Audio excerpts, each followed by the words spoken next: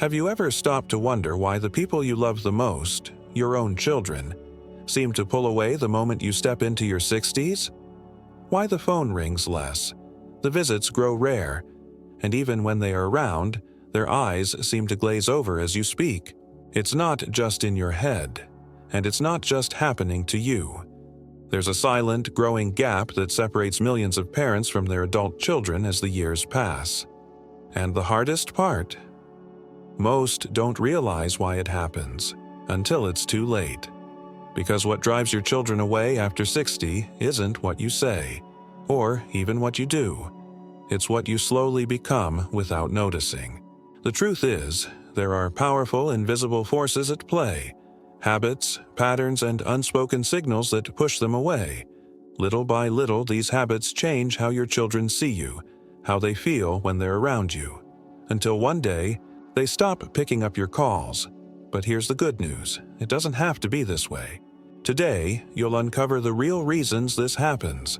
You'll discover the habits that silently drive your children away, and, more importantly, the simple shifts that can pull them back into your life, not out of obligation, but because they want to be around you. These aren't guesses or opinions. What you're about to hear is based on real patterns observed in families over decades. Patterns that make the difference between spending your later years in joyful connection or in painful silence. And if you stay until the end, you'll understand how small, almost invisible changes in how you carry yourself, in how you speak, think, and act can completely change the way your children and even your grandchildren see you. So don't miss this, because once this window closes, it's hard, sometimes impossible, to open it again. Comment number 1. If you're ready to find out the real reason your kids pull away and how you can change it, starting today. One of the most subtle, yet devastating, mistakes many parents make after 60 is letting their conversations become a constant stream of complaints, regrets, and the same stories told over and over again. What begins as a harmless venting soon becomes the very thing that drives their children away. Richard Evans knows this feeling well, though he'd never admit it. Each time his son Michael visits, Richard barely says hello before launching into a tirade about the government, the rising cost of groceries, or how young people just don't understand how hard life used to be. His words fall heavy in the air, suffocating the brief moments they have together. Michael listens, at first, but slowly the visits become shorter, the phone calls less frequent.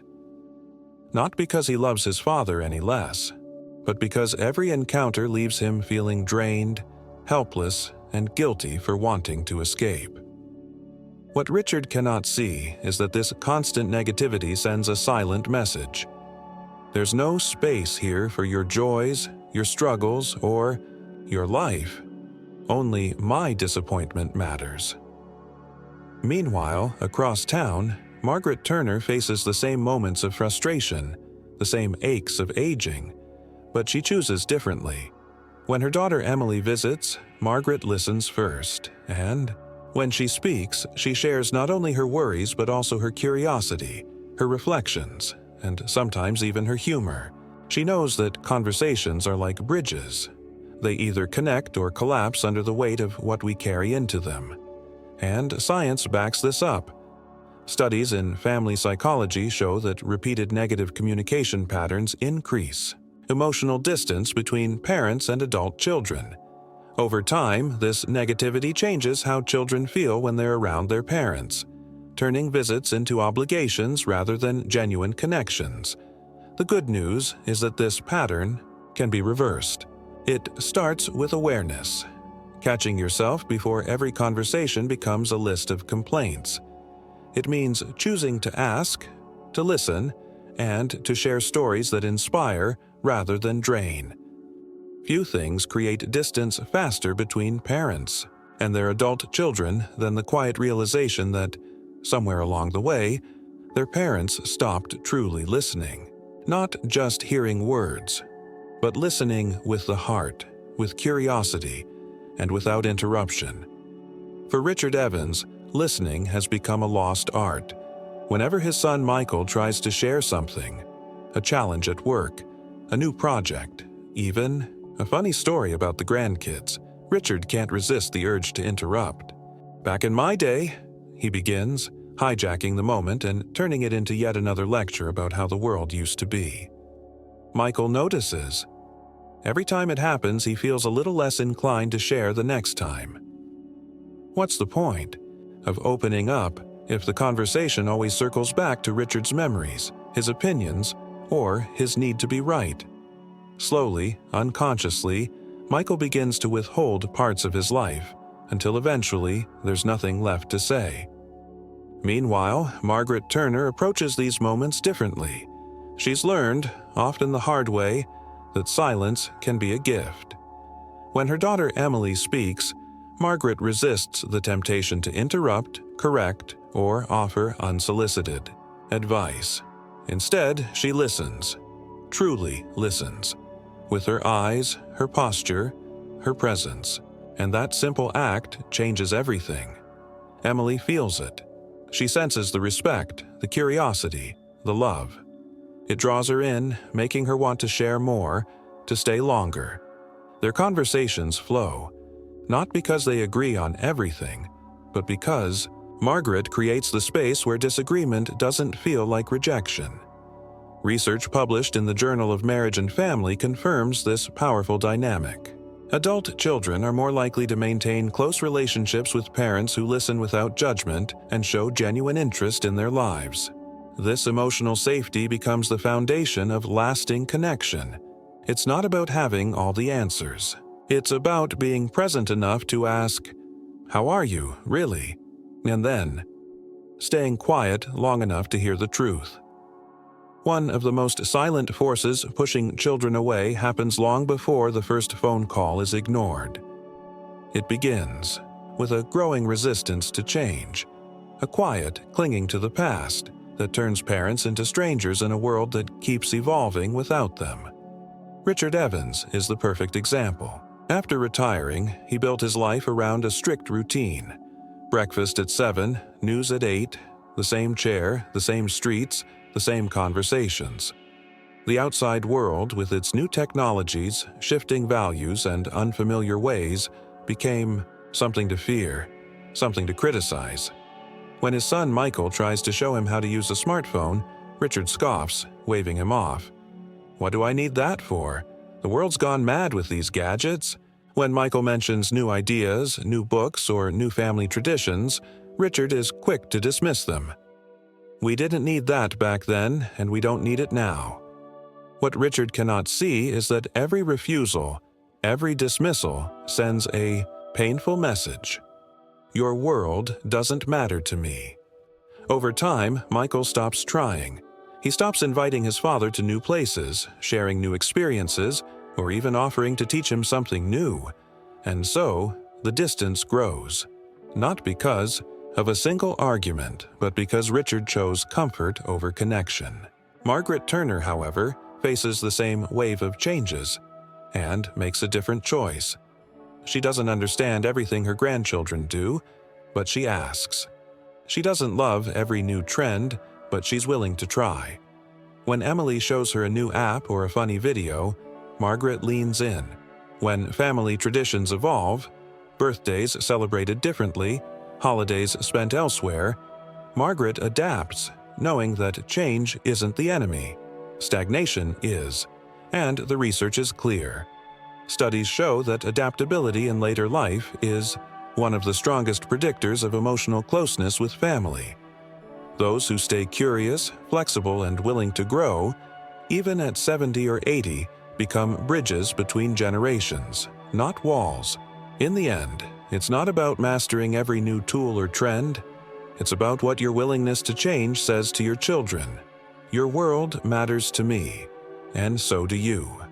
There comes a moment, often subtle, when children stop seeing their parents as the strong figures they once admired. And, more often than not, that moment arrives when parents begin to neglect the most sacred duty they have in aging, taking care of their own bodies and minds. Richard Evans once a proud man who built bridges and roads, now barely leaves his chair. The daily walks he once took with his wife stopped years ago. Meals became an afterthought. Frozen dinners, too much sugar, too little care. Doctors, appointments, ignored. Medications, forgotten. When Michael visits, he's met with the same complaints: back pain, chest tightness, fatigue. And yet, every suggestion, a checkup, a healthier meal, a short walk, is met with irritation or dismissal. "I'm too old for that," Richard grumbles. "What's the point now?" What Richard doesn't realize is that every time he gives up on himself, he sends an unspoken message to his son: "Prepare to carry my weight. I am no longer responsible for myself." And that, slowly, turns love into worry, and worry into distance. Because no child, no matter how loving, wants to watch their parent decay by choice. Margaret Turner, meanwhile, made a different decision. After losing her husband, she felt the same pull, the temptation to let herself go. But she fought back. She joined a walking group, adjusted her diet, and sought out mental health support when grief became too heavy. Her daughter, Emily, sees it. Every visit is met with Margaret's bright eyes, her steady hands, and a mind still sharp enough to ask about Emily's life, not just retell her own. There are still aches, of course. Aging never comes without them.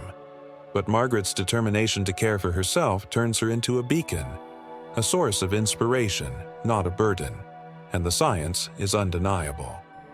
Studies from the National Institute on Aging confirm that parents who prioritize their physical and mental health maintain stronger, more joyful connections with their children. Not because they avoid aging, but because they age with dignity, discipline, and respect for those around them.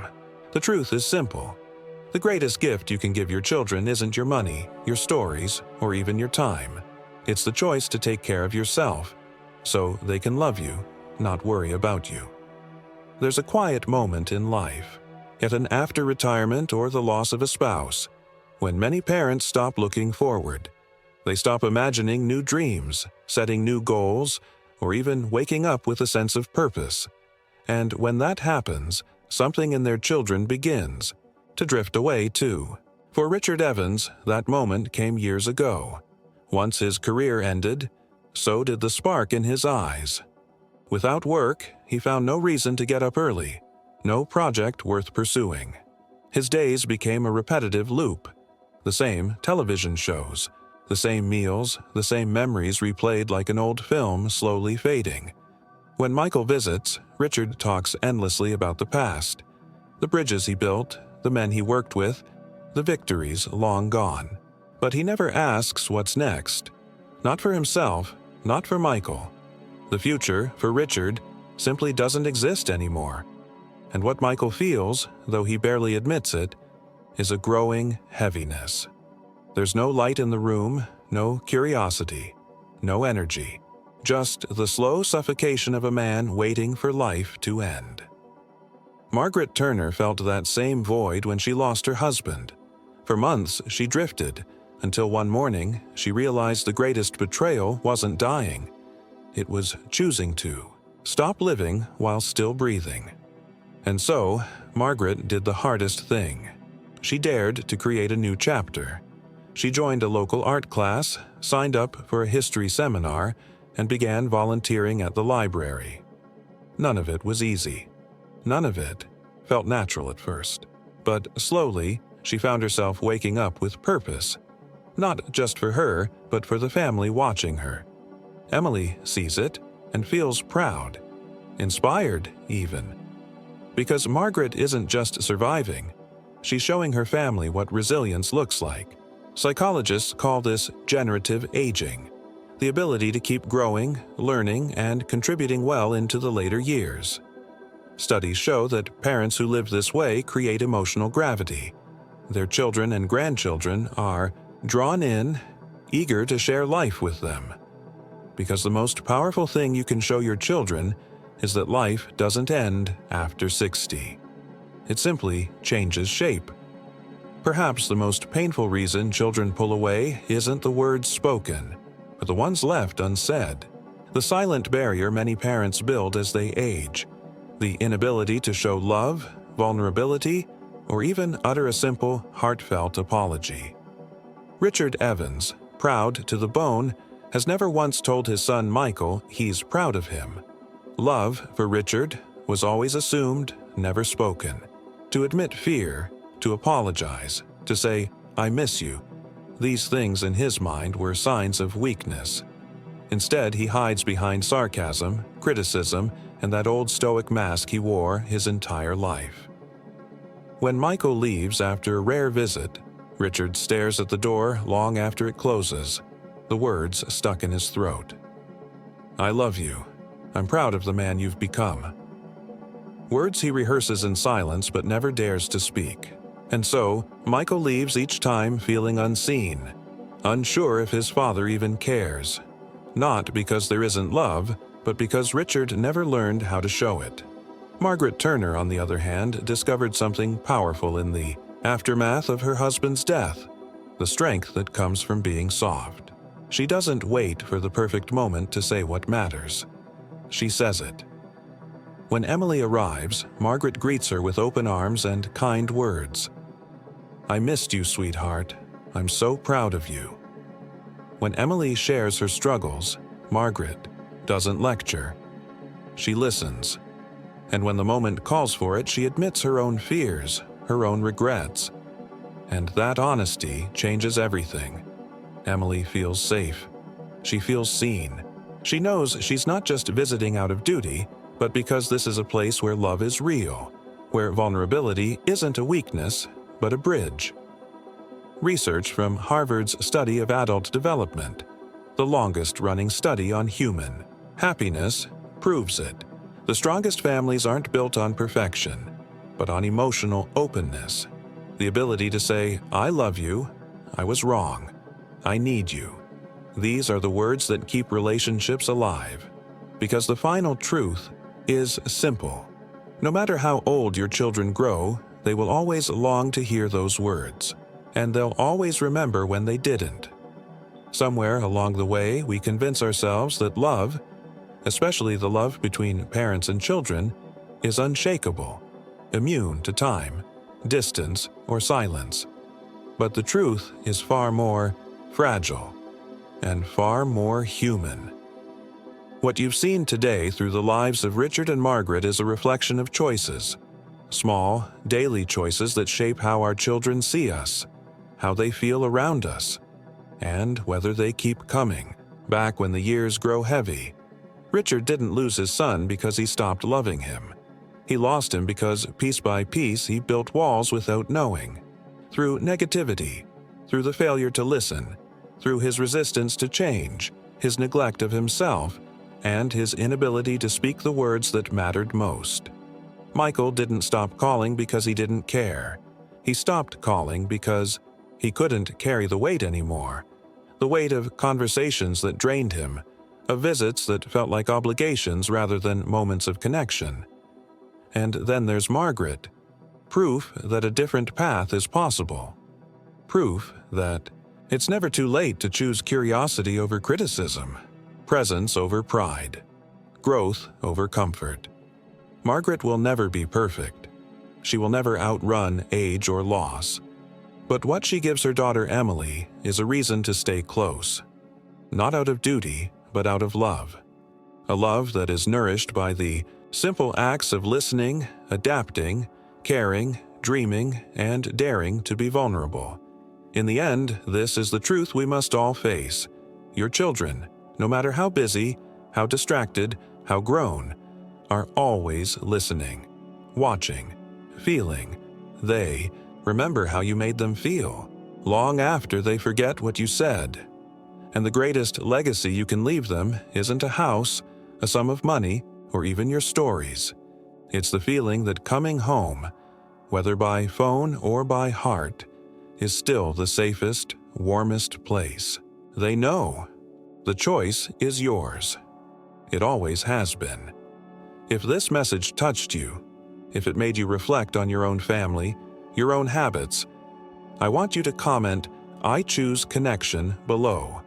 And don't forget, like this video, subscribe to the channel, and turn on notifications. Because here, we talk about the things that truly matter, the things that keep us connected, even as the years go by.